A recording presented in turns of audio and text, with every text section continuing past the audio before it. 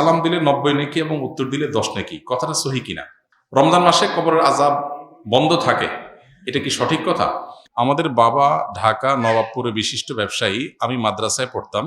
আমার স্মৃতিশক্তি কম থাকায় 2 বছর পরও পরীক্ষা দিতে পারিনি, তাই এখন পড়াশোনা ছেড়ে বাবার ব্যবসায় সহযোগিতা করছি।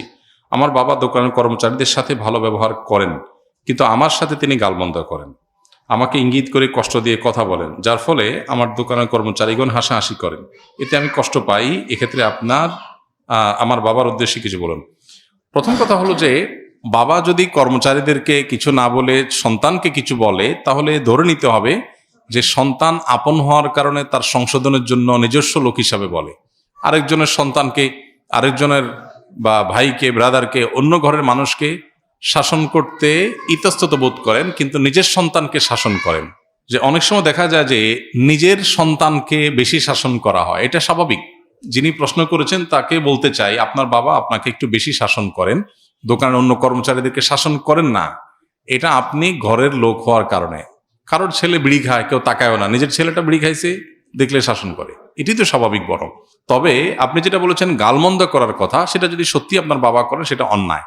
অনেক বাবা আছেন যারা সন্তানদেরকে শাসনের নামে গালমন্দ করেন, মুখ খারাপ করেন, রূঢ় আচরণ করেন, এবং তারা মনে করেন তারা বাবা, তারা মা, তারা যা খুশি তা করবেন। জি না, এত সহজ না।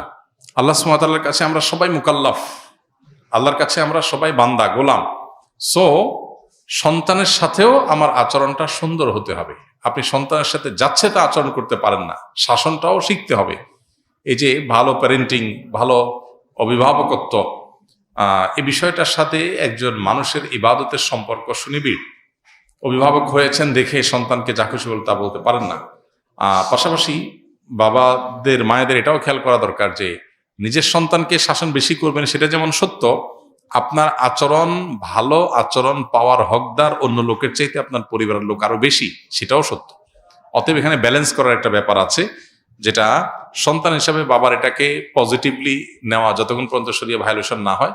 আবার বাবা হিসাবে শাসন করার পাশাপাশি সোহাগ, স্নেহ অন্য যে কারোর চাইতে আপনার সন্তানকে আপনার বেশি করতে হবে, কারণ সবচাইতে কাছের রক্তের সম্পর্কে আত্মীয় সে। এই জন্য বাবাদেরও সেটা খেয়াল করতে হবে, যেটা অনেক সময় আমরা করি না। উভয়কে আল্লাহকে ভয় করে চলতে হবে। রমজান মাসে কবরের আযাব বন্ধ থাকে, এটা কি সঠিক কথা? এটা বহুল প্রচলিত একটি ভুল কথা। আমাদের সমাজে ব্যাপকভাবে প্রচলিত আছে, রমজান মাসে কেউ যদি মারা যায় তাহলে তার আর কবরের আযাব হয় না। আল্লাহ তাআলা আমাদের সবাইকে কবরের আযাব থেকে হেফাজতে রাখুন। কবরের আযাব থেকে বাঁচার জন্য হাদিস সম্মত কিছু আমল আছে।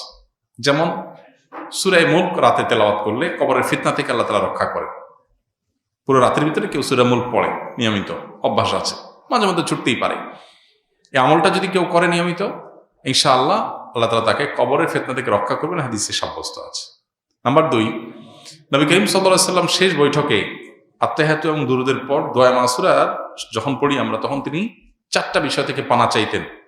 এটা দোয়া মাসুরার জায়গাতে আল্লাহুম্মা ইন্নী যালামতু নাফসি পড়েন, পাশাপাশি এটা অথবা কখনো এটার বদলে এটা আপনি পড়তে পারেন।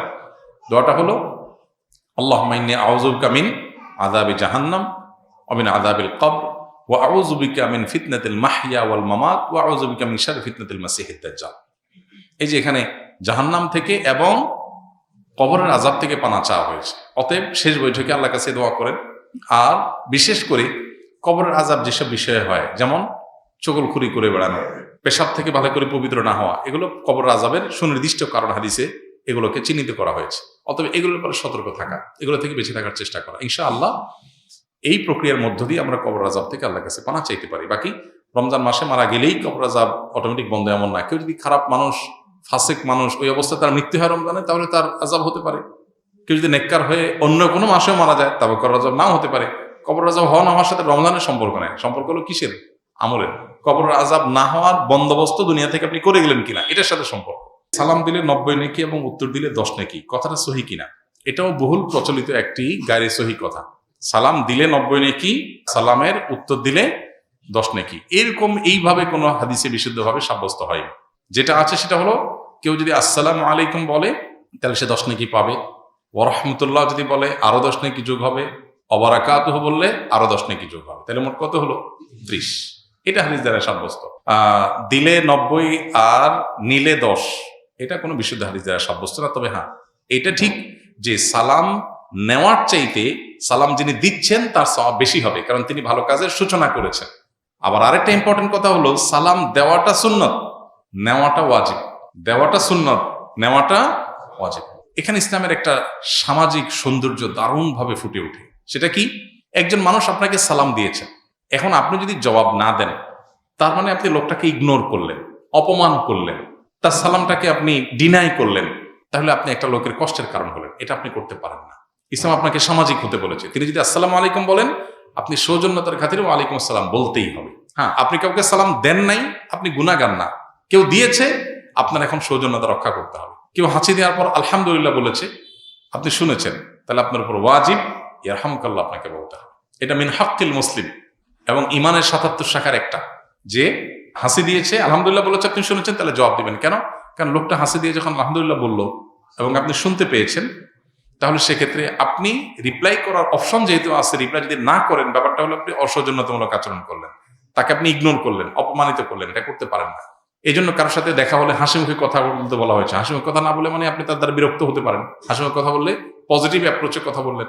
ইসলামের যে সামাজিক সৌন্দর্য আছে, এখনকার পৃথিবীর মানুষ ভদ্র হয়েছে কয়দিন আগে, কয় বছর আগে। ইসলাম 1450 বছর আগে এগুলো শিখেছে আমাদেরকে। এখন বলে মে আই কামিং স্যার, আমি আসতে পারি? আল্লাহ কোরআনে 1400-1500 বছর আগে শিখেছেন এই জিনিসটা, যে তোমরা কারোর বাসায় কারোর কক্ষে প্রবেশ করার আগে অনুমতি নাও, অনুমতি দিলে ঢোকো, আর না হলে ফেরত যাও। ইসলামের চাইতে আধুনিক ইসলামের চাইতে বেশি সৌজন্যতা বোধ আর কোথাও কোনো সমাজে কোনো কিছুতেই নাই। অতএব যে ইসলাম পালন করবে তার ভিতরে তার সবে আছে, আর যার ইসলাম নাই তার হয়তো কিছু থাকতে পারে, আরেকটা নেই। তার দুনিয়া আছে, আখিরাত নেই। আর আমরা তো আল্লাহর কাছে দোয়া করব, রব্বানা আতিনা ফিদ দুনিয়া হাসানা ওয়া ফিল আখিরাতি হাসানা।